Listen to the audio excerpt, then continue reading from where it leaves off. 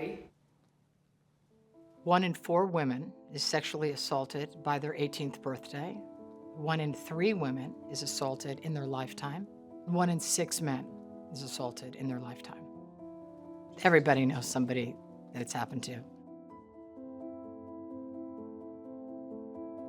The way this all came about for me is when I, moved to New York, and I didn't know so much about sexual violence or domestic violence. I went to a dinner that was honoring Dick Wolf.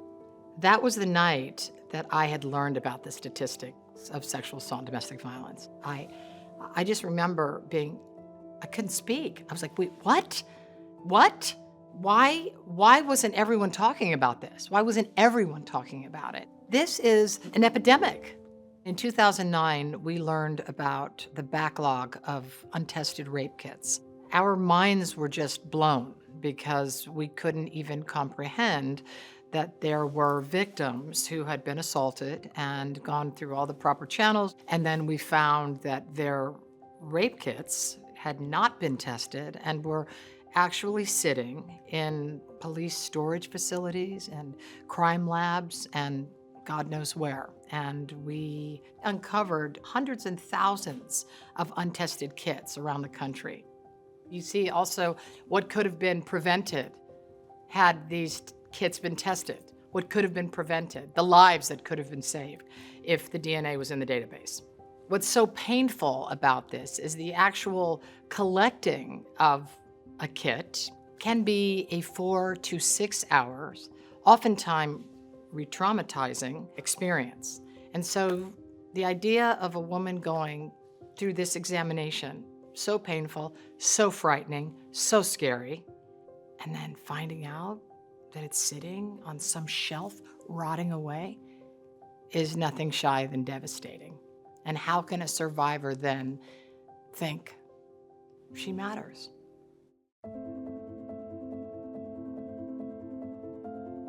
The Joyful Heart Foundation's mission is to transform the way society responds to sexual assault, child abuse, and domestic violence. And we support survivors' healing, and our big ambitious goal, obviously, is to end this violence forever. Why is it so important to talk about this? I found that women tend to minimize their stories. That's one of the reasons I sort of told my story, is because I understood that so well, just putting it in a separate box and going, I'm just gonna move on. I'm just gonna move forward, because you actually can't download it. You can't comprehend how it happened.